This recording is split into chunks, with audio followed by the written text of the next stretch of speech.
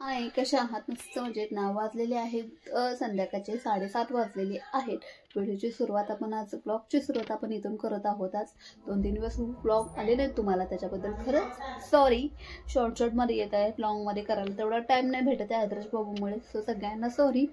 बाहेर ना horror movie लावून बसलेत म्हणून मी आत येऊन बसले.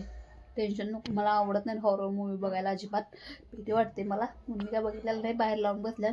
सो बघू देते मी तुम्हाला आज ना काहीतरी एक रेसिपी दाखवणार आहे. सासूबाईंच्या हातची अंडा कढी काय आहे ते तुम्हाला दाखवणार आहे. खूप छान करतात त्या, त्याच्यासाठी काय काय लागतं तेही तुम्हाला दाखवेनच मी. तर चला सासूबाईंच्या हातची अंडा कढीची रेसिपी बघूया.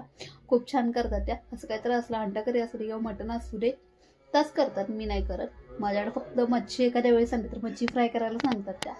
बाकीचं काय असेल तर मग नॉनव्हेजमध्ये त्या करतात सगळं. खेकडे वगैरे असले शक्यतो आम्ही काय आणत नाही, पण चला असो, अंडा कढीची रेसिपी दाखवते तुम्हाला सासूबाईंच्या हातची.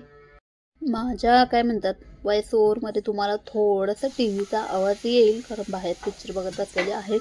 तो अंडा कढी करण्यासाठी इथे घेतलेलं काय काय साहित्य ते सांगते तुम्हाला. खोबरं होतं ते भाजून घेतलेलं, एक कांदा, टमाटा, लसूण आणि अद्रक, त्याची सगळ्याची छान मस्त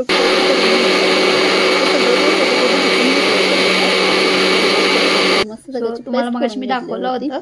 तुम्ही म्हणाल एवढा पसारा, तर भाकरी वगैरे सगळं स्वयंपाक केल्याशिवाय मसाला काय मी तुम्हाला मगाशी आवडत नाही. सगळं झाल्यावर त्यांनी किचनवरचा आवडतो. आणि एक आयटम घातला की जास्त पसारा होत नाही, पण अनेक आयटम असले की किचनमध्ये खूप सारा पसारा होतो. त्यामुळे चालू होतं आमचं सगळं, हे असंच असतं रोजचं. तर इथं चाललेलं आहे सासूबाईंची अंडा कढी, तुम्ही बघू शकता. त्यांनी तेलामध्ये आधी मसाला छान भाजून घेतला आणि चटणी न टाकता.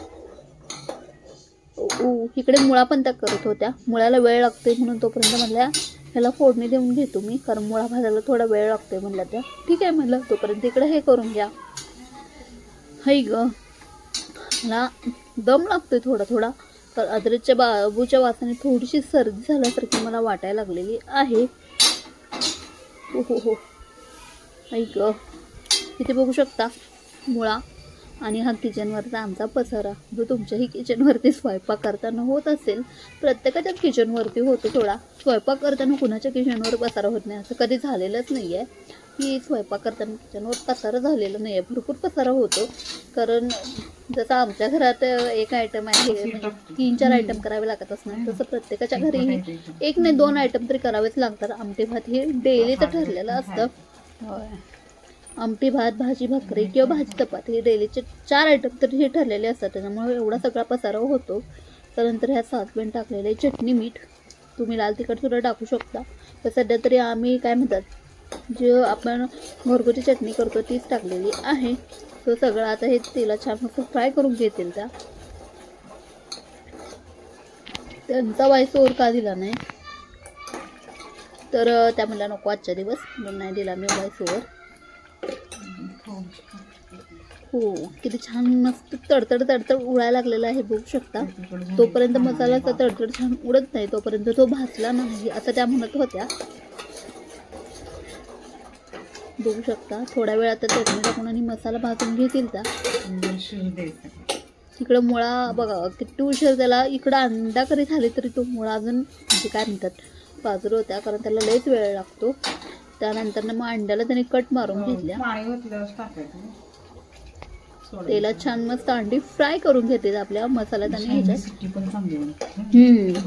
बघू शकता, असंच म्हणून खायला छान वाटतं. जर तुम्हाला अंडा करी नको असेल तर मसाले अंडी तुम्ही अशी खाऊ शकता, पण शक्यतो आम्हाला मसाले अंडे मी जास्त पाण्याच्या तुम्हाला तेवढे ठेवू शकता, जेवढं तुम्हाला तेवढा हवा आहे. तेवढा हवा आहे. तुपामुळे आम्हाला थोडंसं घट्ट पण व्हावं लागतं, कारण त्यांना जास्त पातळ केलेलं आवडत नाही. त्यांचं असं मत आहे की पातळ पाण्याचं काय करायचंय, थोडंसं घट्ट ठेवावं लागतं हे सगळं. सो आणि त्यानंतर बघू शकता, आदरच्या पप्पांना मी दाबेली आणायला लावलेली होती. आज खूप दिवसांनी मला दाबेली खायची झाली होती. दाबेली घेऊन आले होते ते, खूप दिवसांनी दाबेली खाताना क्वालिटीची आठवण झाली. तेव्हा 5 रुपयाला भेटत होती.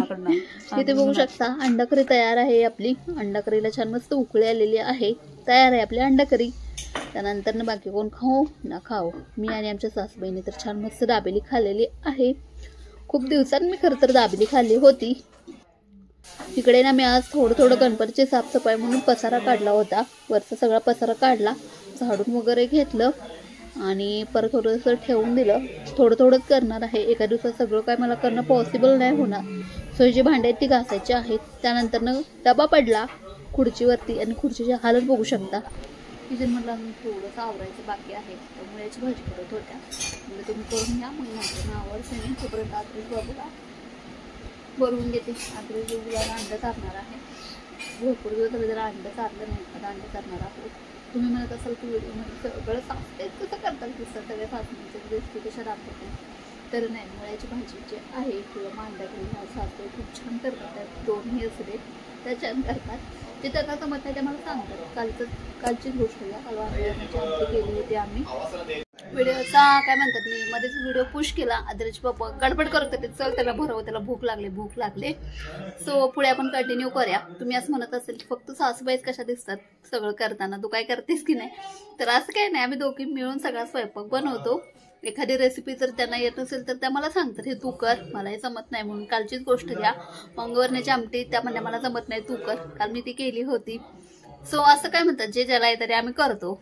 मुळा म्हणा किंवा मग ही जी आपल्या अंडाकरी असू दे, ते खूप छान करतात म्हणून मी त्यांनाच करायला लावलेलं. मी जमत नाही मला ते शक्यतो एवढी, म्हणून मी त्यांनाच करायला लावते. मात्र होण्यापेक्षा त्यांनी केलेलं छान असं आहे. सो चला, आदरेश बाबूचं तर खाऊन झालेलं आहे. आमचं जेवणाचा टायमिंग झालेला, वेळ झाला भरपूर, कारण आयटम भरपूर असतात सगळ्यांचं, व्हेज नॉनव्हेज असं दोन्ही आज झालेलं होतं. त्याच्यामुळे एवढा वेळ लागला स्वयंपाक आवरण्यासाठी. जसं आत्ता आवरलेलं इथनं पुढं आता जेवण आणि बाकीचं सगळी कामं असं सगळं आहे. भरवूपर्यंत सासूबाईंनी किचन ओटा वगैरे सगळं आवरून घेतल्या. आदरेला भरव म्हणल्या ते आम्ही सगळं आवरते, तोपर्यंत त्यांनी सगळं छान आवरून घेतलेलं आहे. नाहीतर मी हे सगळं जेवण झाल्यानंतर ना आवरते, जेवणासाठी मी काय आवरत नाही. आज त्यांनी सगळं आवरून घेतलेलं आहे. सगळं आवरलेलं आहे. आमचं जेवणाचं अजून बाकी आहे जेवण वगैरे.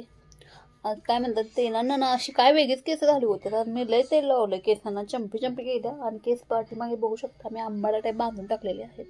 लय वैतागाला आदर्शने ओढून माझ्या केसांची वाट लावून टाकलेली आहे. लय म्हणजे लय वाट लागल्या. लास्ट टाइम तुम्हाला दाखवलं होतं, मम्मीने छान तेल लावून मालिश वगैरे करून दिली होती. ऐ ग, असं काय केसांचं करून मला काही कळणं झालेलं आहे. आदरेनं सगळं केसांची वाट लावून ठेवलेली आहे म्हणून मी चंपी केलेली. तेल लावून छान मस्त. आदरेश बाबू झोपून उठला, आता कधी झोपतोय काय माहीत नाही. असो, व्हिडिओ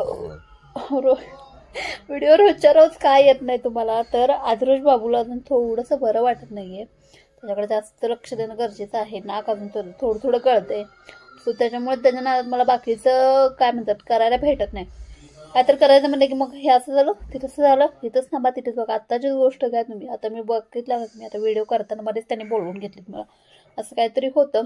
शक्यतो काय म्हणतात कोणी नसल्यावरच मी व्हिडिओ करते. मी आणि आमच्या सासवे असल्यानं दोघींना, तेव्हाच मी काय म्हणतात असं शूट वगैरे करत असते. सगळे घरात असले की सगळीकडे बट्ट्या बोळ असं होऊन जाते आमचं. असं गळ्यातलं ना मला खरं तर ॲक्च्युली दुसऱ्या पद्धतीनं गाठवायचं होतं, पण नाविलाजाने मला हे असं गाठवून घ्यायला लागलेलं आहे. आदराजने हे तिसऱ्यांदा माझं गळ्यातलं तोडलं आहे. आता हे तिसरा टाईम होतं जेव्हा मी हे गाठवून घेतलेलं आहे. ॲक्च्युली मला जे मण्यामध्ये पाहिजे होतं ते मणे त्यांच्याकडे नव्हते, त्यामुळे मला ह्या पद्धतीने ते गाठवून घ्यावं लागलेलं आहे. असं चला, व्हिडिओचा एंड मी इथंच करते. आपल्या गप्पा काय संपत नाहीत, किती जर तुमच्याशी बोललं तरी मला कमीच वाटतं. सो व्हिडिओचा एंड मी इथंच करते. भेटूया आपण उद्याच्या ब्लॉगमध्ये. तोपर्यंत सगळ्यांना श्री स्वामी समर्थ. आजचा दिवस मला छान मस्त आनंदात जावं ही स्वामीचरणी प्रार्थना असेल. तोपर्यंत बाय बाय.